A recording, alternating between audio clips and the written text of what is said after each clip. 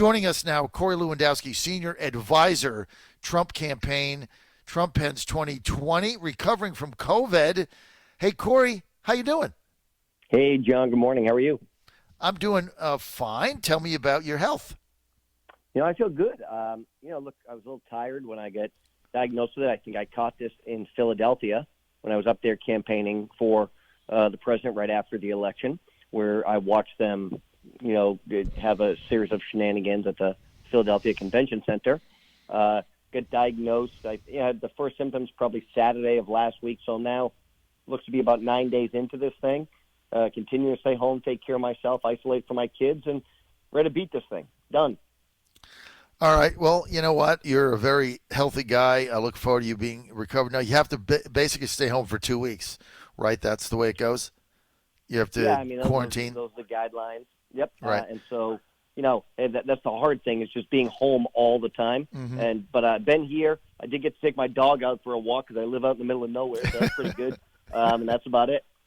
All right. And how's your family? Everybody else all right?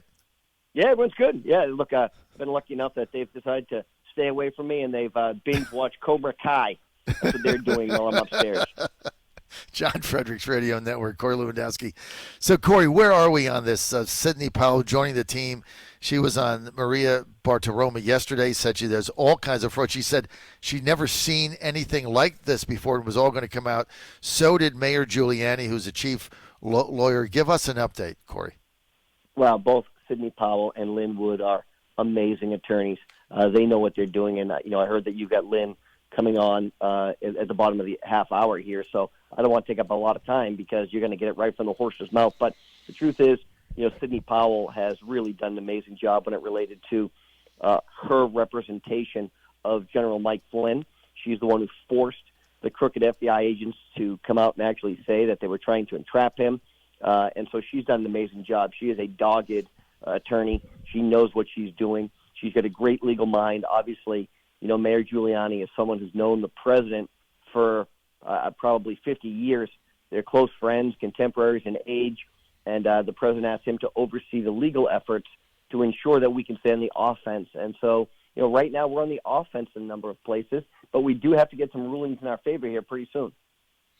All right, so give us an update on Pennsylvania. You were there, part of running the operation in Philadelphia. Where exactly there's confusion, Corey, right now in Pennsylvania because some people are saying that part of our lawsuit got withdrawn. What exactly is happening there, Corey?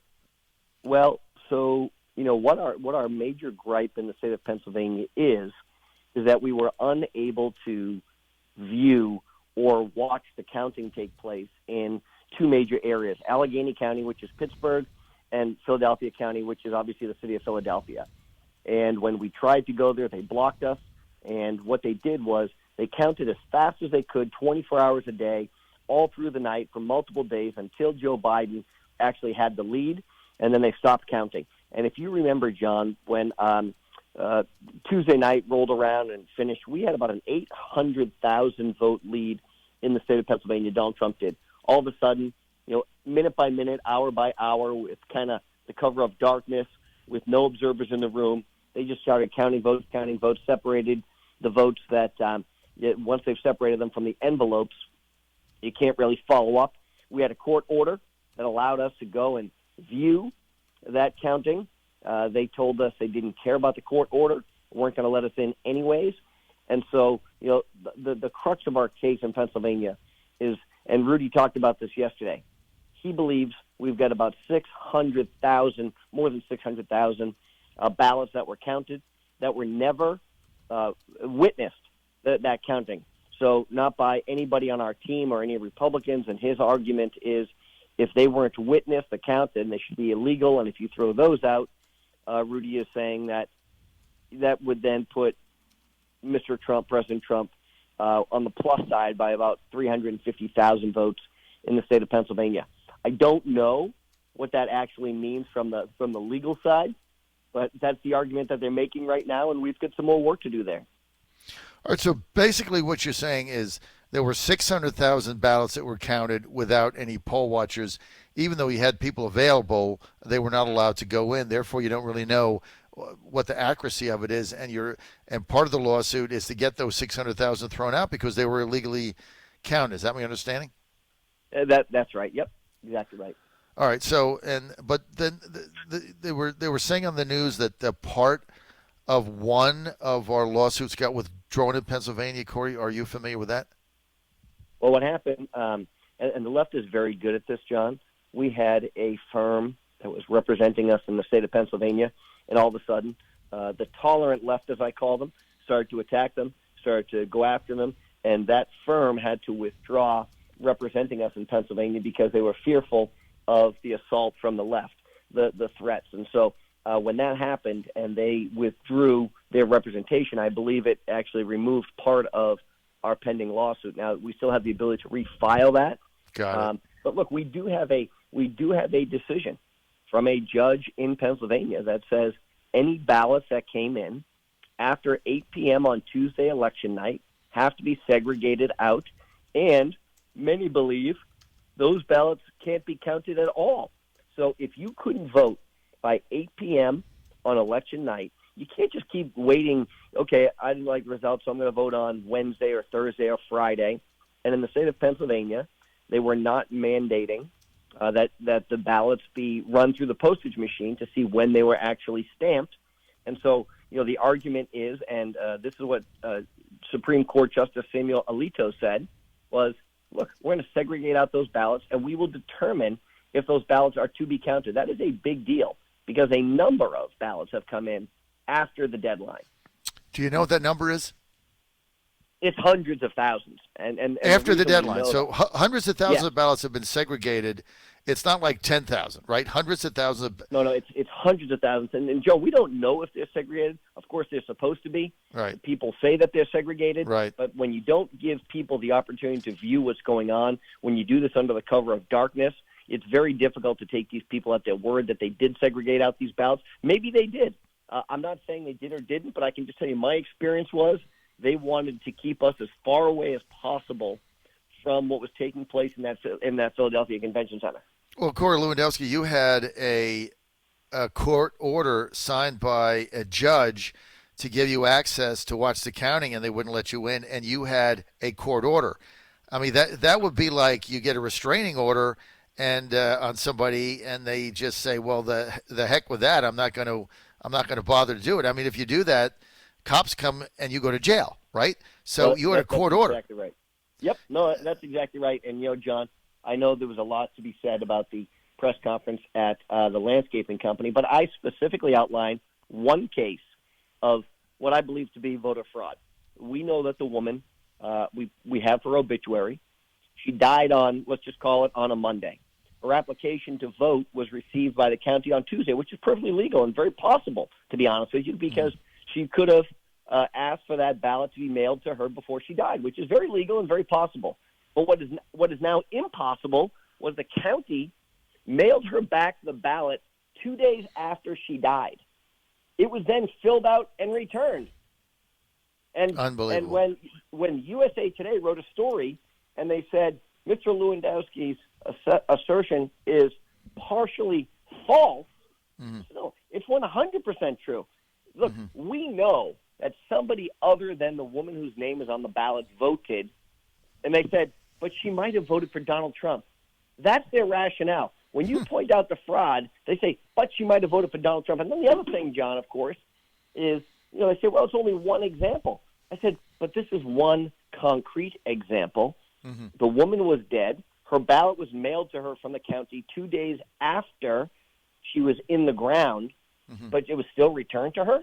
And now all of a sudden, the USA Today newspaper did a story on this. I think it was on Friday of last week, and they said, well, it says that her vote was recorded, but we don't know if it was actually counted. I mean, John, it's these semantics that the media is trying to do anything they can to say there was no voter fraud, and everybody in America knows there's voter fraud. Well, there is voter fraud, and what they're saying is there's no fraud that's big enough to overturn a state. So what does that mean? Like, fraud is okay if it's not big enough? What? I don't understand what that means. Let me give you just one concrete example. I live in a little town in New Hampshire, John. You know where I live. Yes. We had to have a recount in our little town. The town only has about 13,000 people in the whole town. Wyndham. Yep, tiny little town, about 13,000 people in it. And we had 4 state representatives who were running to serve in Concord on the ballot. Each of them received X amount of votes, okay? Whatever it was, about 5,000 votes apiece. What happened was they had to have a recount because there was one issue on the ballot that it was too close to call. When they went and recounted, it was amazing. Bruce Breton, the Board of Selectmen member, posted this. Each Republican picked up 300 more additional votes, almost to the person. One picked up like 299, 300, 301, and 302. And the Democrat lost 99 votes. John, this is a little town that only had about, let's call it 10,000 people voted in the whole election, okay? And our election had 300 votes that weren't counted in one direction? How is that possible? Now, look, maybe that didn't change the outcome of their race. How can we be off by 300 in one direction and 100 in the other direction? So to be off for a total of 400 votes in a town that only had 10,000 voters vote. I mean, that's an amazing number when you think about it. That's scary. So you got to ask yourself, how many other counties, how many other towns did this happen in? Well, and that's the real question. I don't know the answer, but one of my colleagues up here, Al Baldessaro had another example of another community where basically something very similar happened. It was a race that wasn't very contested. They had to do a recount because it was relatively close, and they found there were hundreds of votes counted in the wrong direction. I don't know how you look. If you said to me, "We're off by 1," I got it. Off by 2, sure. But when you're only counting 5,000 votes total, and 300 or 400 of those 5,000 are in the wrong direction, that's a 9% margin of error. That's unbelievable. I mean, that's enormous. That's stunning. That's stunning. And that's your little town, which is probably pretty well managed and staffed. I've been to Wyndham. It's not like Fulton County, where we are right now. It's a pretty buttoned-down little town with working-class people. I'm sure it was pretty well managed, but is it fraud? Is it incompetence? Whatever it is, it's odd. It's certainly an anomaly that you get 400 vote swings when 8,000 people vote. That's just unheard of. So you got to ask yourself, is this going all over the country? John Fredericks Radio Network. We're live in Atlanta, Georgia. We're going to be here through January 10th in our headquarters. We moved our operation to Atlanta. We're at the Intercontinental Hotel in Buckhead. We'll be here through January 10th through this runoff, and then the aftermath of the runoff, because who knows what's going to happen then, what fraud is going to be going on. Corey Lewandowski with us, Senior Advisor, Trump Pence 2020. So, Corey, you found this out. You've got fraud that you personally uncovered in Pennsylvania. But one other thing I want to mention is it's been all over the fake news media that your part of your lawsuit got dropped in Pennsylvania. But the real reason it got dropped is the firm that the campaign hired to do the lawsuit was under pressure by left-wing social media to get out of it. They got scared. They pulled out, which then pulled their suit out. So it's not like the suit got pulled. It's they pulled out. Yeah, that's right. And look, John, what has happened, and your listeners know this, what happens is people want to file lawsuits immediately to preserve their rights for litigation. But as more facts and evidence and affidavits come into effect, you want to refile those suits. You want to make sure that they're right. And so, look, Lynn Wood and Rudy and Sydney are gonna, they're amazing attorneys. They're overseeing this now, and so you have to have 1, 2, or 3 people like a Rudy collectively overseeing all of these things. And so, look, I think we're in a better position from an organizational side now than we were obviously 2 weeks ago. I think the truth is, John, there has been some concern that no one really saw this coming for whatever reason. Maybe the team wasn't fully prepared. And look, I'll probably be criticized, for saying something like this. But someone asked me the other day, and I don't want to say who because it'll get them in trouble, but they said, "Hey, don't you think, Billy or Johnny or Mary or Karen did a great job on the campaign?" And I said, "Hey, dummy, if we lost, who's taking credit for doing a great job? What are you talking about, right? Mm-hmm. Nobody gets credit for doing a great job on a campaign if the campaign loses." Mm-hmm. So what I already see, John, is people trying to preserve their own reputation, trying to say how great they did individually, and placing the blame on others, which is not atypical. But look, John, you know this. I know your listeners probably know this too. I'm not a guy who takes a lot of credit for things. I think I had a small role in the 2016 campaign to help Donald Trump get the nomination and be successful. I think I had a small role in the 2020 campaign. But all of a sudden, what I'm seeing is people who are trying to take credit for things that they didn't do, saying how great of a job they did. It looks to me, John, from the outside as we're sitting here, they built the Hillary Clinton campaign of 2016. 1,800 staffers, right? Wasn't a lean meritocracy like 2016 was. And, if these lawsuits don't go our way, then we're going to end up in the same fate as Hillary Clinton. Not only that, did they have this marathon staffing organization, they were not prepared for the mail-in ballots on poll day, on game day. You have to level this criticism out because we were caught basically without the resources to be in a lot of these places. So if there is fraud, we didn't have people there. The other thing is, the campaign blew through hundreds of millions of dollars over the summer. And Corey, all this is just reality, right? You can't hide from this. Fact. They blew through $200-300 million chasing God knows what suburban women in Ohio or something. I don't know what they were doing with this money, but they blew through hundreds of millions of dollars, and we got caught at the end without any money. And yeah, we had enough money to be competitive and survive, but we were getting beat on the airwaves 10-1. I mean, we had no money at the end of the campaign, and we can spin the whole thing, but it was mismanaged. Period. End of story. I mean, how do you raise $1.3 billion and run out of money at the end? How do you do that?